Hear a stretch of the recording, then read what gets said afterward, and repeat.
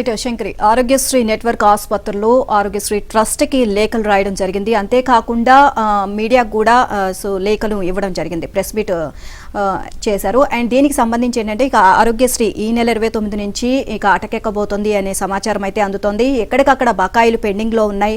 So ఇక మేము ఈ సేవలు అయితే కొనసాగించలేము అని చెప్పేసి ఆసుపత్రి వర్గాలు అయితే వెల్లడిస్తున్నాయి. ఈ నెల 29 నుంచి ఇక కొత్త రోగులను ఎవరిని కూడా ఆరోగ్యశ్రీలోకి చేర్చుకోము అని చెప్పేసి కరాఖండిగా చెప్పేస్తున్నారు. దీనికి సంబంధించి మనం డీటెయిల్స్ చూసినట్లయితే కనుక ఇక ఆరోగ్యశ్రీ సేవలు అందించలేం, పెండింగ్ బకాయిలు, చాలని ప్యాకేజీలు, అనేక సమస్యల మధ్య రోగులకు వైద్య సేవలు అందించడం మా వల్ల కాదు, ఇప్పటికే అనేక సార్లు వినతి పత్రాలు సమర్పించా.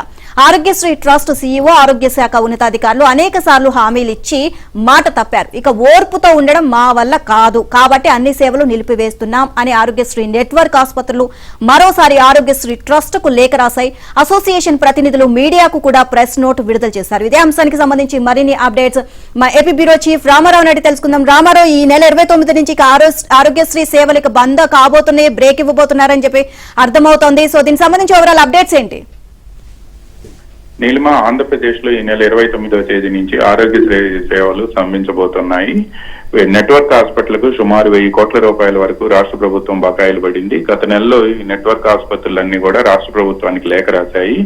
ఈ నెల 15వ తేదీ లోపు బకాయిలన్నీ చెల్లిస్తామని చెప్పి అప్పట్లో మెడికల్ అండ్ హెల్త్ అధికారులు హామీ ఇచ్చారు ఆ నెట్వర్క్ ఆసుపత్రుల యాజమాన్యాలకు. అయితే నెట్వర్క్ ఆసుపత్రుల యాజమాన్యాలకు ఇచ్చిన హామీ నిలబెట్టుకోకపోవటం, అదేవిధంగా వివిధ ప్రాసెస్లకు సంబంధించి శస్త్రచికిత్సలకు సంబంధించి కూడా ఛార్జీలు పెంచకపోవటం పట్ల నెట్వర్క్ ఆసుపత్రుల యాజమాన్యం తీవ్ర అసంతృప్తి వ్యక్తం చేస్తుంది. 2014లో 2015లో పెంచిన తర్వాత ఈ రోజు వరకు కూడా ఆసుపత్రులకు సంబంధించిన ఆ ప్రాసెస్లు అంటే వివిధ శస్త్రచికిత్సలకు సంబంధించి కూడా పెంచలేదు అని చెప్పి కూడా తీవ్ర అసంతృప్తి వ్యక్తం చేస్తున్నాయి.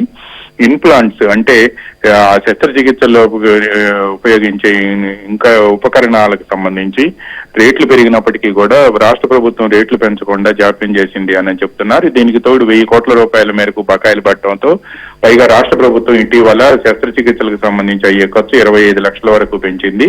బకాయిలు ఈ విధంగా పెరిగిపోవడంతో తాము ఆసుపత్రులను రన్ చేయలేకపోతున్నాము అని చెప్పి కూడా ఆసుపత్రుల యాజమాన్యాలు పేర్కొన్నాయి.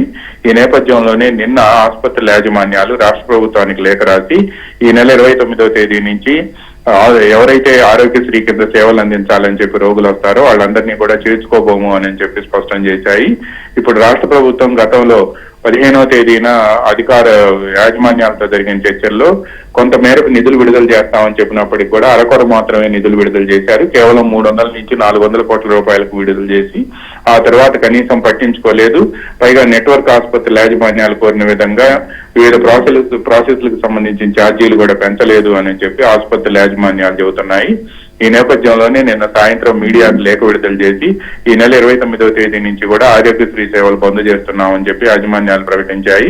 రాష్ట్ర ప్రభుత్వం ఇప్పుడు నిధులు లేకపోవడం వల్ల ఈ పరిస్థితి ఏర్పడింది అని కూడా ఆర్థిక శాఖలోని కొంతమంది అధికారులు చెబుతున్నారు. నిధులు విడుదల చేస్తేనే ఆసుపత్రుల నిర్వహణకు సాధ్యం అవుతుంది అని చెప్పి యాజమాన్యాలు చెబుతున్నాయి. ఈ రోజు ఏం జరుగుతుంది అనేది కూడా వేచి చూడాల్సి ఉంది నీలిమ.